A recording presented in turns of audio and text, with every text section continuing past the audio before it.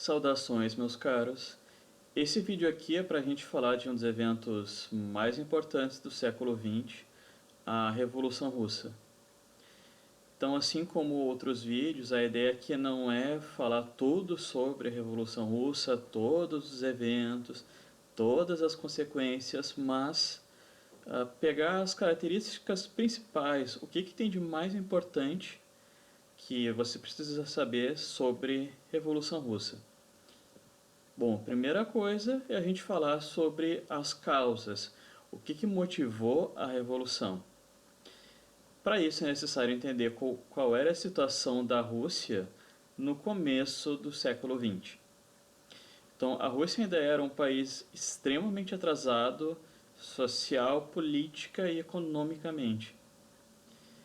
Então, para começar, as relações entre os camponeses e os donos de terra era muito parecida ainda com o que a gente tinha durante a Idade Média do feudalismo.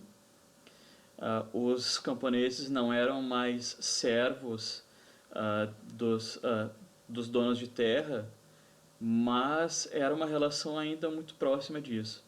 Os camponeses ainda deviam obediência, eles tinham uma série de obrigações, e quem controlava as terras na Rússia, na verdade, eram esses grandes fazendeiros, eram esses praticamente nobres ainda, num sistema que parecia muito, na prática, com a Idade Média.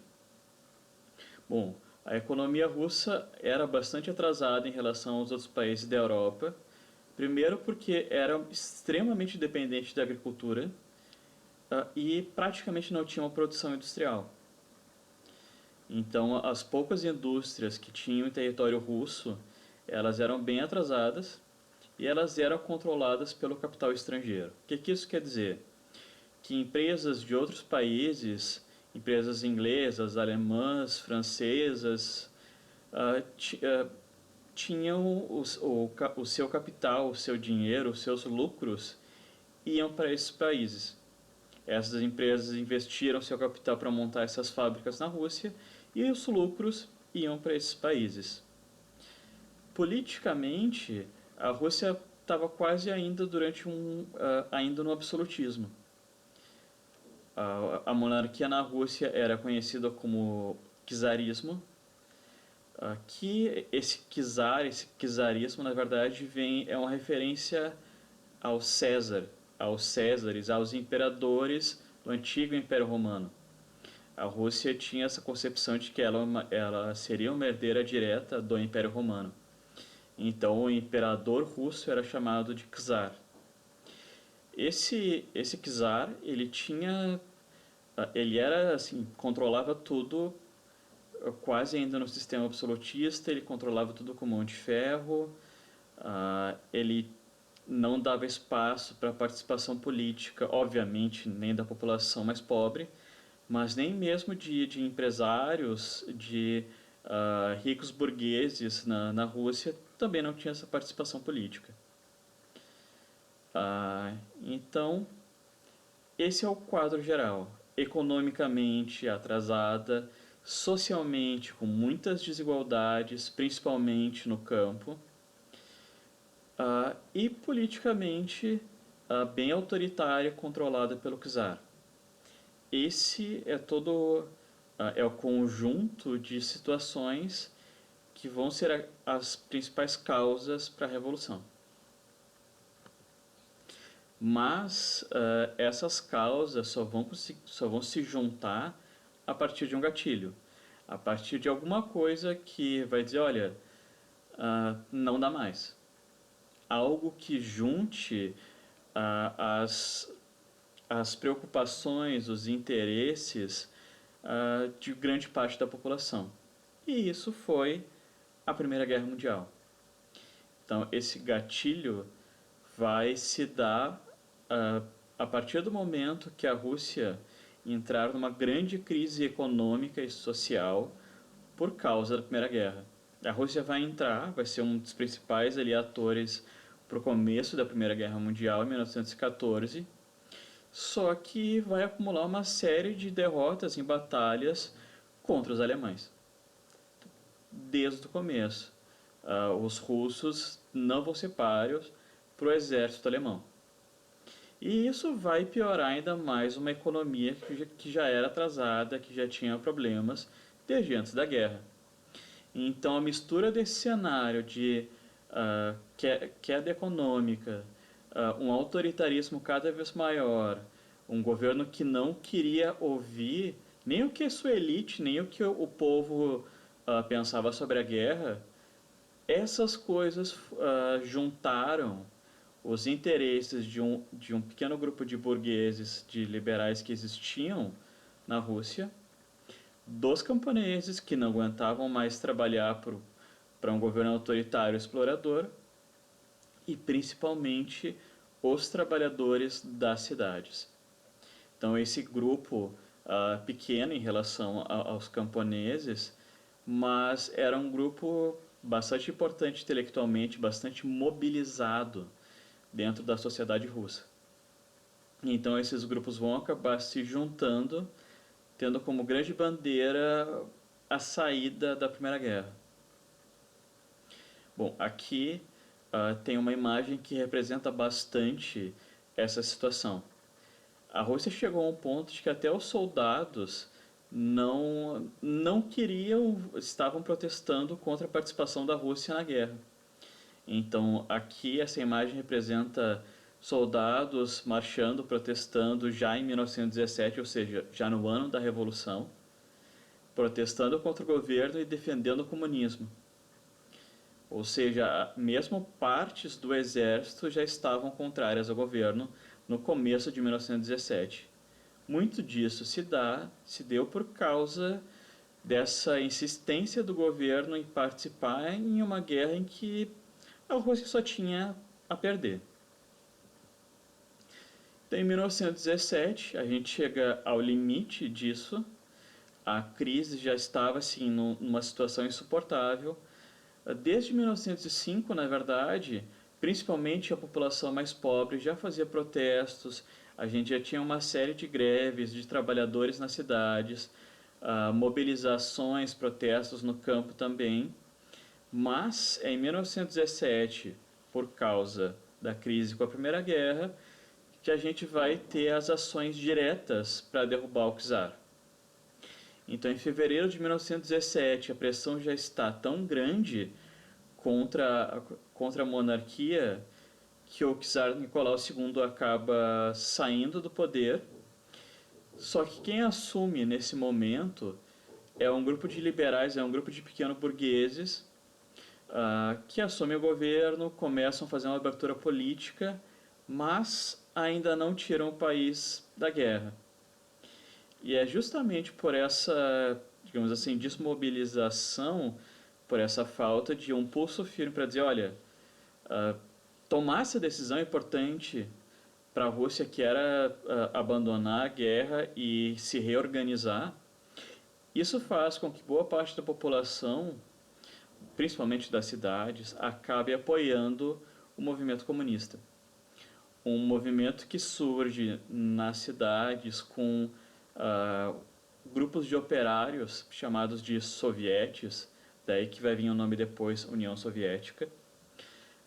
Esses grupos vão se organizar liderados por uma antiga liderança intelectual dentro da Rússia, Lenin, que volta para o país depois que tinha sido exilado e tal, para liderar esses grupos de sovietes, ou seja, esses grupos de comitês de operários para a Revolução. Então, em outubro, a gente tem de fato a Revolução Comunista.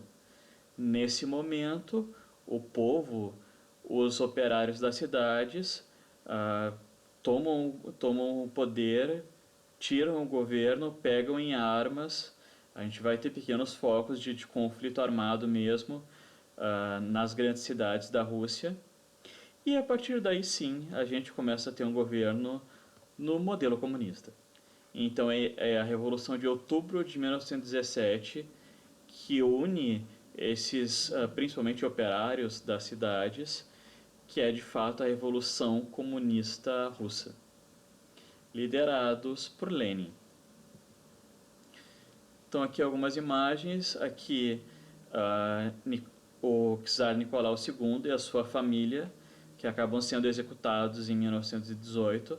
Eles foram primeiro presos e exilados na Sibéria, mas o governo comunista já de 1917 ele tinha medo que a família real pudesse trazer algum problema, que opositores pudessem se juntar na volta desses de possíveis herdeiros do trono, e acaba executando a família real. Aqui nós temos outras imagens da população apoiando o movimento. Aqui uma imagem que mostra bastante a participação das mulheres no meio dos protestos, das greves e das ações revolucionárias mesmo de outubro. E aqui a gente tem um protesto grande de trabalhadores, de operários em Petrogrado, que era uma cidade bastante importante na Rússia nesse momento, também em 1917. Então a gente vê, principalmente nas cidades, uma grande mobilização das pessoas nas ruas. Homens e mulheres, trabalhadores, operários, pessoas ligadas à fábrica, profissionais liberais também, intelectuais acabaram se juntando a esse movimento comunista. Então, temos esse governo comunista, 1917, mas o que fazer? O que fazer com esse país que já tinha tantos problemas, que já estava tão desgastado por uma longa história de atraso, mas também pela guerra? A primeira coisa, sair da guerra. Então, em 1917, logo que o governo comunista assume, ele faz um acordo de paz com a Alemanha, acaba entregando uma série de territórios para os alemães, para que cessasse as guerras na fronteira com a Rússia. Então a Rússia acaba entregando vários territórios que tinha ali na proximidade com os alemães para ter a paz. Junto com isso, é feita também uma grande reforma agrária. Como eu falei antes, a elite que era dona das terras, então, para que a gente tenha realmente uma distribuição igualitária, que é a proposta do comunismo, era necessário redistribuir essa terra. Então, o que foi feito? Se tirou essa terra da elite, se dividiu em várias pequenas partes e se entregou para a população. Então, pelo menos nesse primeiro momento da Revolução, o governo vai lá, tira as terras dessa elite e entrega para cooperativas, para grupos de camponeses unidos, para que eles organizassem as plantações para a sua própria subsistência. Uma parte, claro, ia ser destinada para cidades, mas a ideia era que os camponeses administrassem e organizassem a sua produção no campo. Algo parecido vai acontecer também nas cidades, com a estatização, ou seja, a tomada do controle do Estado de bancos e indústrias que existiam no país.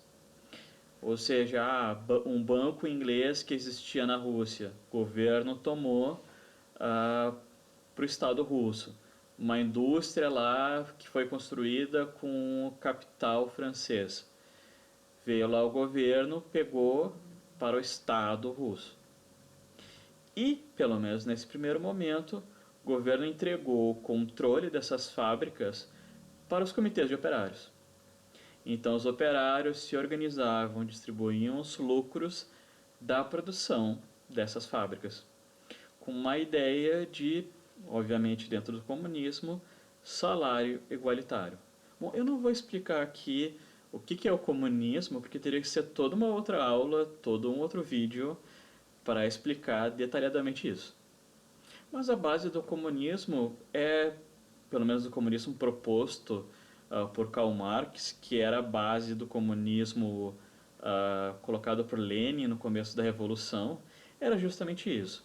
Tanto a terra quanto a indústria serem divididos pelos trabalhadores e os lucros dessas produções, tanto do campo quanto da cidade, serem distribuídos de forma igualitária para quem trabalhasse.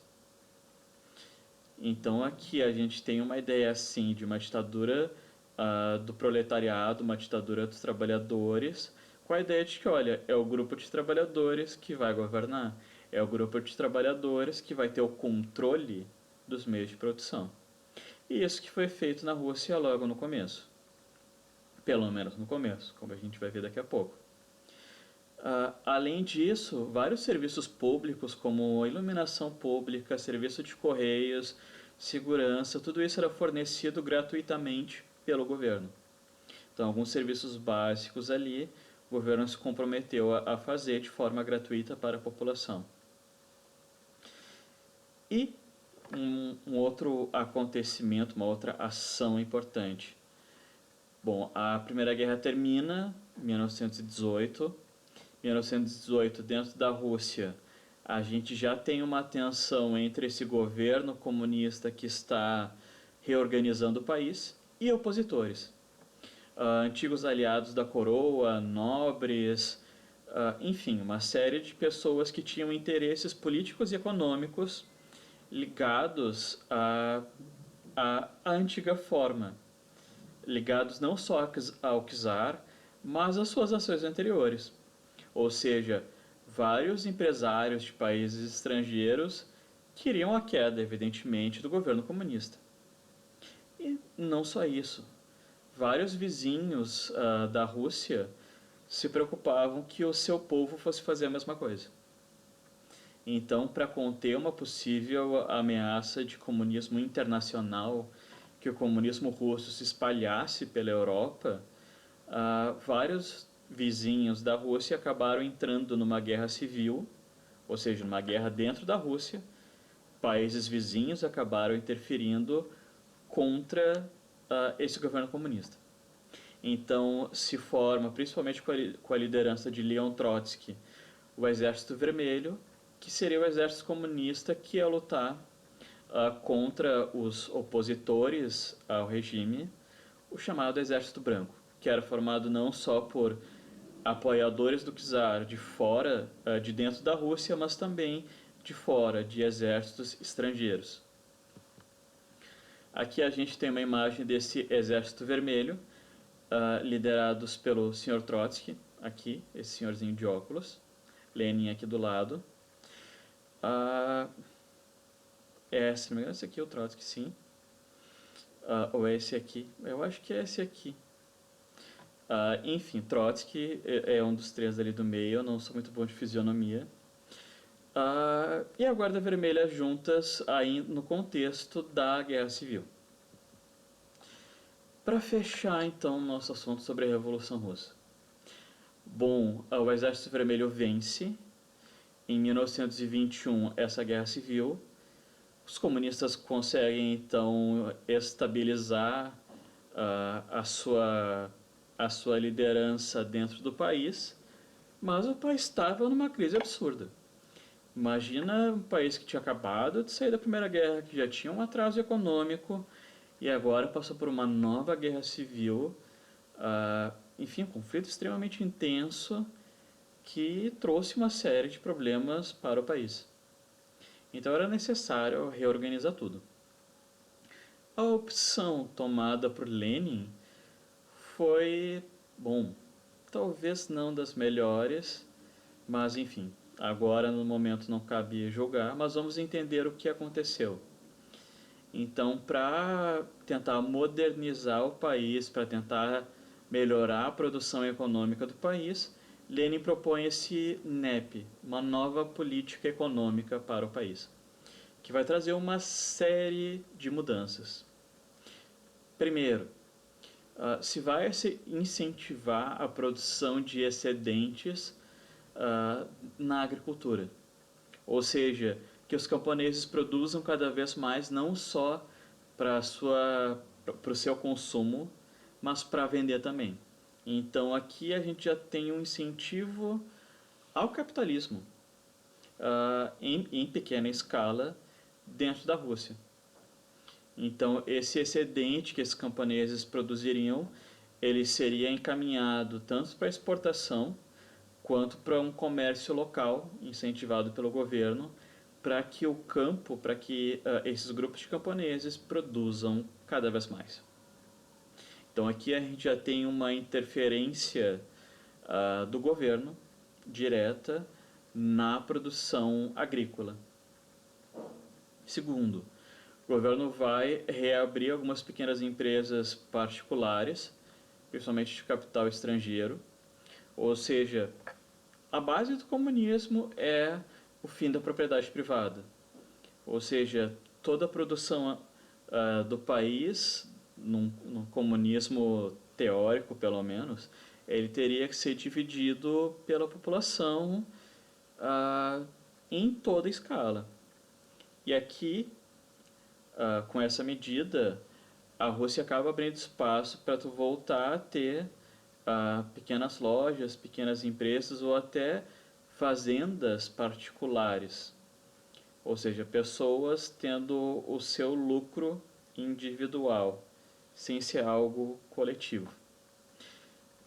Terceiro ponto, o Estado começa a controlar, pelo menos nesse primeiro momento, a produção das indústrias pesadas, ou seja, grandes maquinários, grandes produções dos bancos e do comércio com o exterior. Ou seja, aqui a gente começa a ter o Partido Comunista tendo uma mão forte no controle econômico do país.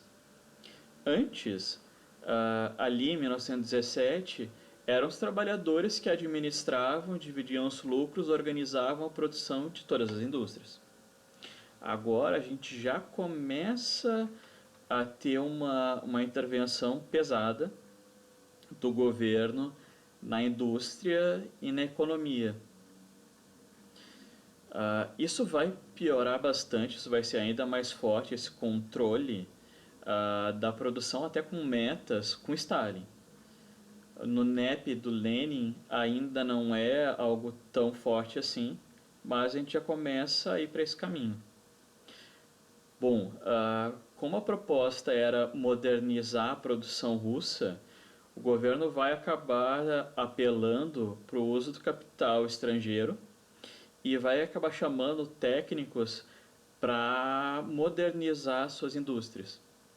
Então vai pegar empréstimo de outros países, vai mesmo fazer negociações com empresas de fora para que ele consiga modernizar a sua produção. Produzir mais rápido, produzir mais, enfim. A Rússia era antes extremamente atrasada nesse sentido. Tu tinha poucas indústrias modernas dentro do seu território. Então, como o governo queria melhorar a sua produção, ele acaba apelando para o capitalismo de fora. A partir do momento que o governo interfere e quer uma produção cada vez maior na indústria para gerar lucro para o Estado, cada vez mais assim, o salário vai deixar de ter a ideia de ser igualitário pela produção de cada um e vai ser baseado na proporção da produção que aqueles trabalhadores tiveram ao longo do mês, para incentivar, como é próprio do capitalismo, a produção cada vez maior. Quanto mais produzir, mais tu vai ganhar. Além disso, a gente vai começar a ter cobranças, tarifas de alguns serviços que no começo da Revolução eram gratuitos, eram fornecidos pelo Estado.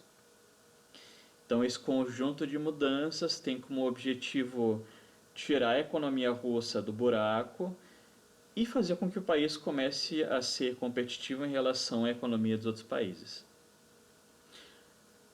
Algum tempo depois disso, Lenin vai morrer, Stalin vai assumir, aí a gente vai começar a ter já uma União Soviética com uma política e uma economia já diferente, que seria assunto para outro vídeo. Pessoal, então acabamos por aqui.